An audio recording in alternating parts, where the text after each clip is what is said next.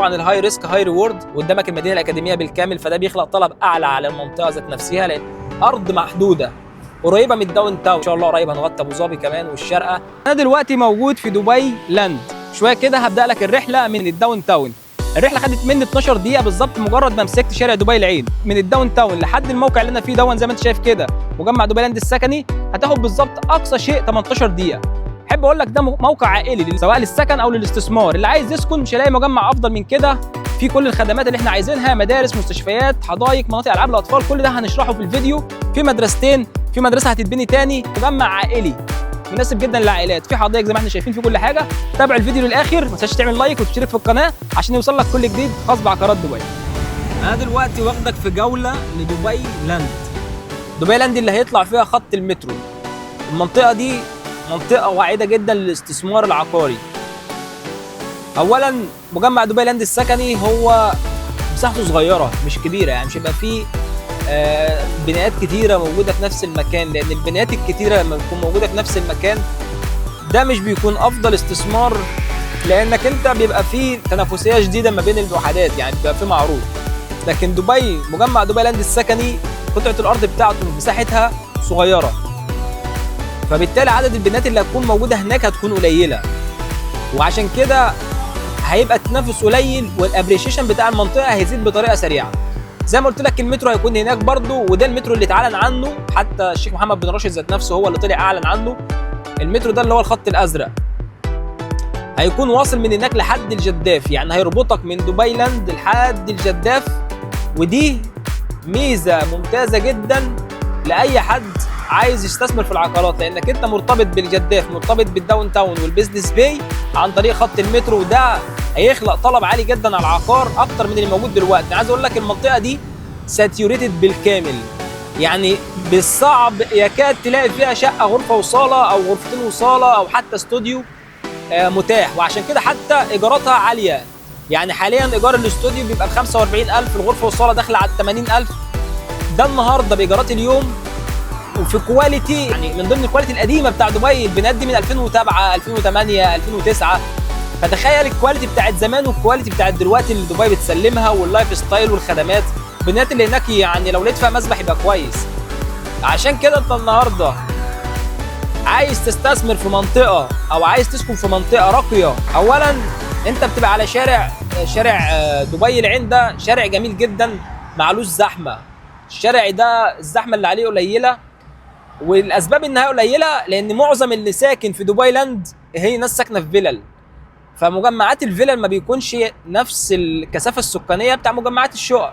فاول حاجه هنا هو انا عندي ان هناك كثافه السكانيه بتاعت الفيلل اقل من الشقق. تاني حاجه الشارع واسع جدا، يعني انا سايق عليه دلوقتي اهو ورايح ناحيه دبي لاند، الشارع حوالي 6 حارات في الضيق و8 حارات في الواسع، فده بيديك انك انت سهوله الدخول والخروج، طريق سريع بيربطك ما بين دبي وبيربط ما بين العين.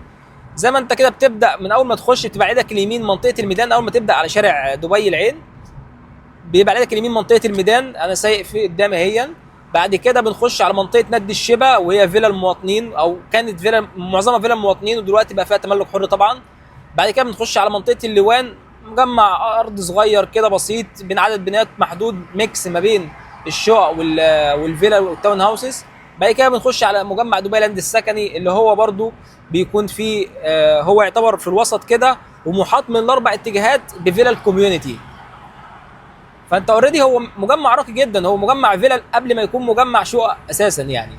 والكواليتي بتاعت الفيلل وكواليتي الناس اللي عايشه هناك وكواليتي المنطقه وهدوءها ورقيها مخليها انها تتصنف بعد كده ان هي من المناطق الارقى في دبي للسكن، وده هيحبوا الناس اللي شغاله في الداون تاون والبيزنس باي ومناطق المركز المدينه، يعني لانك انت النهارده لو انت عايز يعني انت ساكن في دبي، لو انت شغال في دبي مول مثلا، او شغال في عند ناحيه البيزنس باي وعايز تسكن في مكان قريب وهادي وعائلي ليك ينفعك انت واسرتك، فهيكون دبي لاند افضل خيار ليك.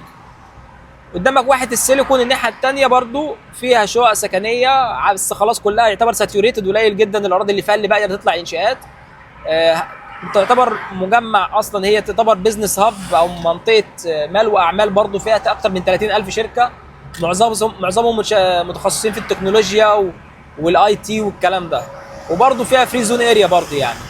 فهي منطقه برضه تقدر انك تقدر تقول عليها انها منطقه استثماريه او بزنس سنتر تانيه موجوده في دبي. فانت قدامك البيزنس سنتر، ودبي مجمع دبي لاند دلوقتي هيطلع فيه كذا بنايه، قليلين جدا اللي هيطلع فيهم بنايات فيها مكاتب تجاريه، ودي ممتازه جدا لو عرفت تشتري حاجه فيها او تستثمر فيها، لان الناس اللي بتشتغل في المكاتب اكيد هتحب ان هي تشتري، انها تعيش في نفس المبنى اللي هي شغاله فيه، فده هيفرق معاك جدا. والمنطقه مخدمه بالكامل، يعني عندك في محلات تجاريه، مولات تجاريه، في 3 مولات من ضمنهم السيليكون سنترال مول واوتليت مول وسيتي لاند مول، جنبيك القريه العالميه، جنبيك الشوارع الرئيسيه كلها جنبيك، في مدارس، في مستشفيات، انت اصلا جنبيك محاط بمجمعات فيلل زي مجمع ذا فيلا وسنترو ومجمع فيلا للدار هيفن بين الدار. فانت حياتك اسلوب حياه هنا ارقى بكتير جدا من اماكن تانية انا ما بشوفهاش افضل شيء، بالذات ان فيها طرح كتير جدا من المشاريع، الاف المشاريع او الاف الشقق اللي موجوده هناك.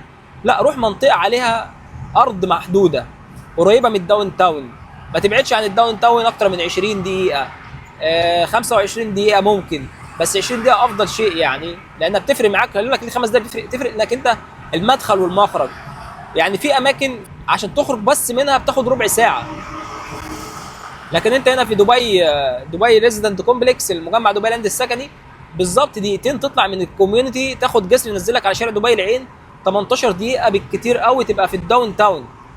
الشوارع مفتوحه 1 2 3 4 5 6 7 حارات في 6 حارات في الضيق، 8 حارات في الواسع.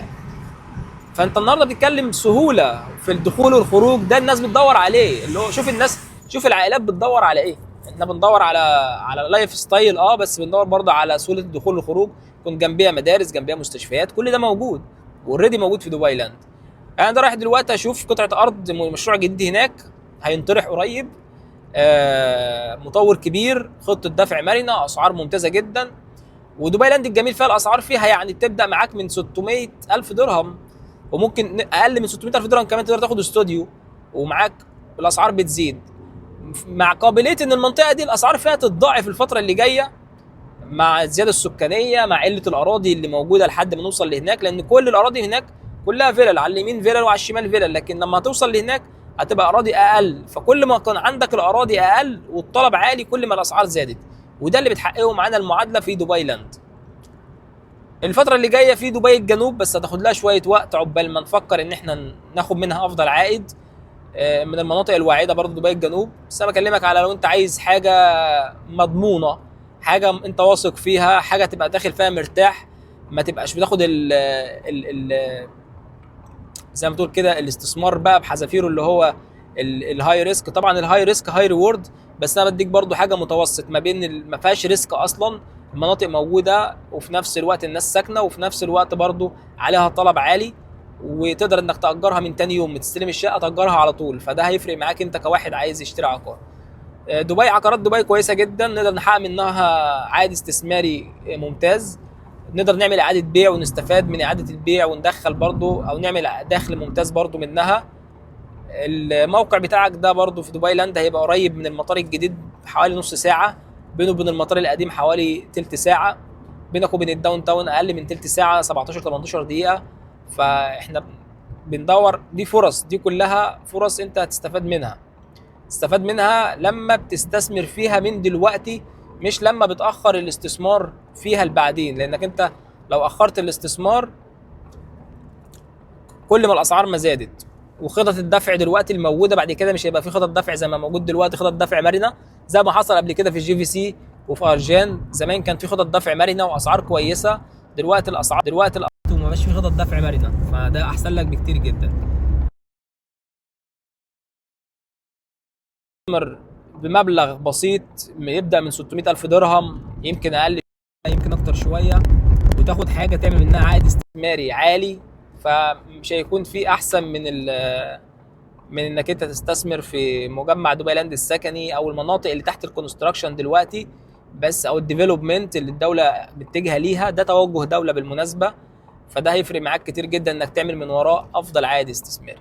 لو بتدور على عائد استثماري ونمو راس مال كمان، بالذات ان قدامك جامعه زايد وقدامك المدينه الاكاديميه بالكامل، فده بيخلق طلب اعلى على المنطقه ذات نفسها، لان الناس اللي بتتعلم هناك والكادر التعليمي والمدرسين هيلاقوا في دبي لاند افضل مكان ان هم يعيشوا فيه، مخدم بالكامل، حدائق، مستشفيات، مدارس، مطاعم تجاريه، محلات، شوبس، كل اللي انت عايزه، مولات تجاريه، كل اللي انت موجود. والمنطقه لسه فيها مجال ان هي سعرها يزيد اكتر والايجارات بتاعتها تزيد اكتر. زي ما قلت لك دلوقتي لما بتاخد استوديو ب 650 لحد التسليم ممكن يكون ايجاره ب 60,000 ولا حاجه، فهتعمل عائد استثماري 9%، وده حاجه ممتازه جدا جدا في عالم الاستثمار العقاري هنا، مش بس في دبي، في العالم كله. في دول تانية بتعمل 2% و3% و5%، احنا هنا بنقول لك بتعمل 9%، فده حاجه بيرفكت قوي.